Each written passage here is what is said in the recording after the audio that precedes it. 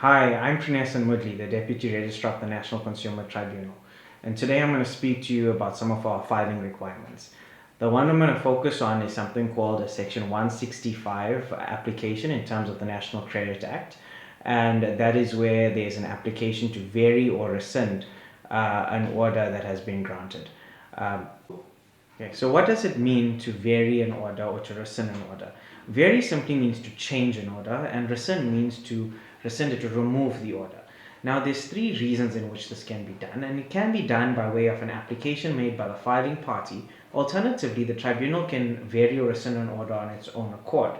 But to understand when you can vary or when you can rescind, you're bound by Section 165, and there's three very specific reasons in which you can vary or rescind an order. Right now, what I'm going to do is I'm going to pause for a little bit. Under the slide, you can see A, B, and C, which is the three reasons in which a variation or rescission can be filed. So the first is where the order was erroneously sought or granted in the absence of the person affected by it. So say, for example, the debt counselor or the consumer in a variation order was not there and it was granted. That is a basis for you to file an application to vary or rescind. If there's ambiguity or an obvious error or an omission, that's another reason.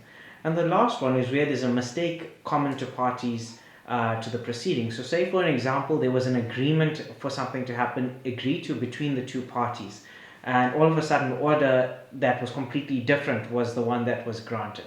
That is also a basis. So those are your three bases in which you can file an application to vary or rescind. Okay, so now that you know what a variation is and what a rescission is, it's important to know what to do with it. So you have the information, now you need to know how to file your application. You know when you need to file the application because we've discussed that in the previous slide. So this slide is just going to talk about the types of forms that's required. So the first form that's required is the form 30A. Now your form 30A is your filing notice. The filing notice is simply a document to say within my application contains A, B, C, D, E, F, G, H, I, J, K, whatever it might be. You can add as many documents as you want, but it needs to be listed in your form 30A because it sort of confirms completeness. The other document that's required, and this is a critical document, is your form TI 165. In short, it's an application form. It's an application to vary or rescind. It's important, firstly, to note within that form whether you're actually varying or rescinding the order, or whether that is what the application is for. Now, in the form 165, as well as the form 30A, you asked to list respondents. Please ensure when you're doing that, you list your respondents in full title. For example, if the company is a PTY, list it as a PTY. If it's a closed corporation, list them as a closed corporation. The last document that's required, and it's a must-have, is a copy of the ruling that needs to be varied or rescinded. Remember, what we're doing in this application is we're filing an application to rescind or vary an order that's already been dealt with, or an application that's already been dealt with. So that application or that order will form the basis for our tribunal members making a decision going forward. So now that we've spoken about the filing requirements, it's good to know what you need to do with it. So I'm going to hop over to the next slide quickly to touch on how we're going to move forward with the application now that you have everything. So now that we're here and you've done all the documents and you filled all the information in and you're happy with it, we need to know what you need to do with it. So there's something that's called service and there's something that's called notification. My advice to you is everything that's in that application that you've created, your form 30A, your 165, any other information you want to put, the entire batch of documents, be served and filed. So when I say served, it needs to be served on all the respondents to the application, and then it needs to be filed with the tribunal. Now remember how service occurs. Service occurs in various different ways. Our rules are very clear on it. You can serve by way of email, you can serve personally, but just please bear in mind that you need to have a look at the rules so you understand what types of service exists. Just as an example, if you intend on serving via email, please ensure you have consent to service via email. Consent to service needs to be specific, and it also needs to confirm that the next thing that's going to happen is service via email.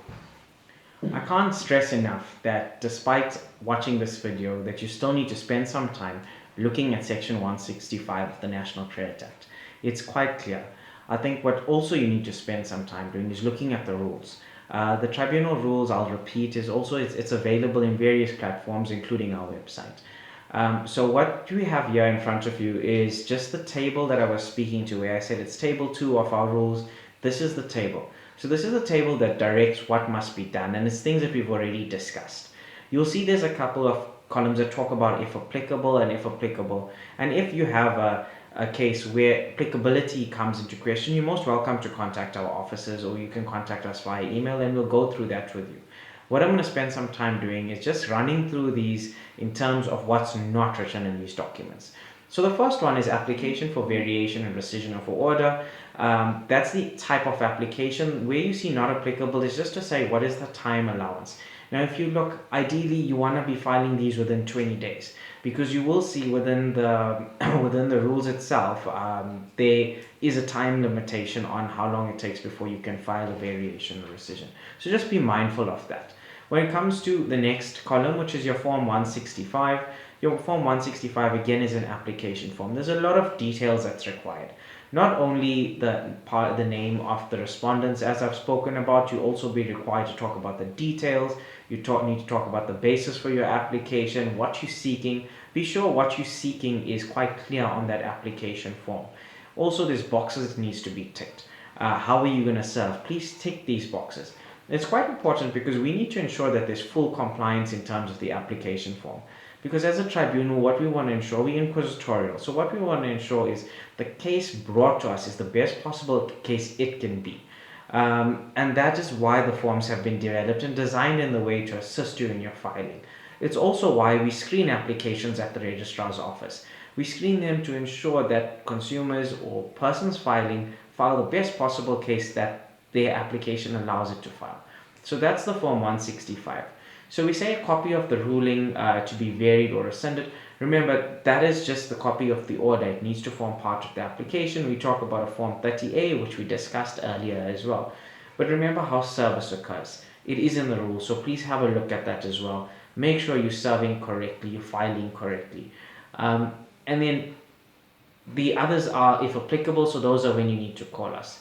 On who to serve, there is parties that are listed here, but my recommendation is serve all the respondents. Serve if you're a consumer and it's a debt counsel, for example, they're an interested party. You need to understand who is interested in this and serve it to those people.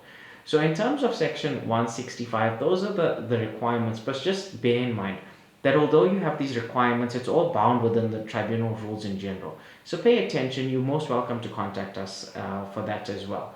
And we're looking at guiding you with regards to these things.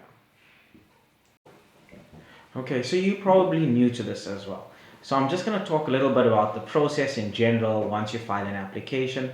Just to give you a couple of pointers. Firstly, there's no fees for filing this rescission application. And the service requirements, as I said, is in the rules. But yeah, you got email, you can do a fax, you have to follow up by hand delivery, registered post is an option. There's quite a few options, but please just have a look at it. But more importantly than this, I just want to talk about the process. And this process is not limited only to 165s. It's a process of applications before the tribunal. And I think it's important at this point for you to know where you're going and how you're going to get there. So the application is filed, and once the application is filed, we will assess it. If it meets the requirements, we will issue you with a notice of filing. We'll also issue it to all the respondents that to the case. If it is not complete in the sense that it's defective in some way, maybe, for example, you served the wrong person. Maybe you missed out a block when it came to your signature or a box. Maybe you did something, maybe you attached the wrong ruling. There could be various reasons in which your filing could be defective. And then we issue you with a letter to say refile the entire application. Reserve the entire application as well. So moving on, once you get a case number, that is the start of your application. The respondents have 15 days in which to oppose the application. So it's 15 business days. That's Monday to Friday, excluding Saturdays, Sundays, and public holidays and non-court days. So they have 15 days to file their answer. They can file it on day 13, they can file it on day 14, they can file it on day 15. If they file it on day 13, you have 10 days from that date to file a replying affidavit where you're replying to the information that they've brought out, the new information that they've brought out in their answering affidavit. Ideally, it's a way of streamlining issues. So after the 10 days has expired, the tribunal then takes control of the matter, in which we look at setting the matter down, we host the hearing, and eventually a judgment's being issued. But remember also, we need to take heed of natural justice, and that one of the rules is both parties must be given a fair opportunity to be heard. So we have interlocutories. So, for example, if the respondent did not file an answering affidavit within 15 days, he can file a condemnation. That's an application within an application. Just say you didn't file your reply within the 10 days thereafter, you can file a condemnation. Say, for example, in your application you forgot to add some critical information, you can file a Rule 15 amendment to amend your papers. There's a lot of interlocutories that can happen between a case, but we're looking to guide you through that. But the case process from beginning to end, ideally overarching, is filing of application, answering affidavit, replying affidavit, set down, hearing, judgment. We look at how soon we can set these matters down, and we look at doing multiple matters on the same day. So that's it from me in terms of the Section 165. You're most welcome to email us. I've got some details that will follow where you can find judgments. It's always good to look at judgments. There's a website called SAFLI, which you'll see just now. You can look at that and see past judgments, how the tribunals have made decisions in terms of 165s, what were the grounds that were upheld, what was the grounds that were dismissed.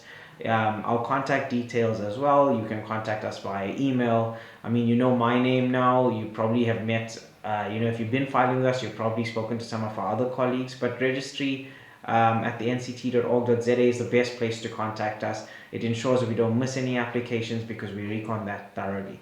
But thank you so much for your time, and I hope you have a wonderful rest of your day. Thanks.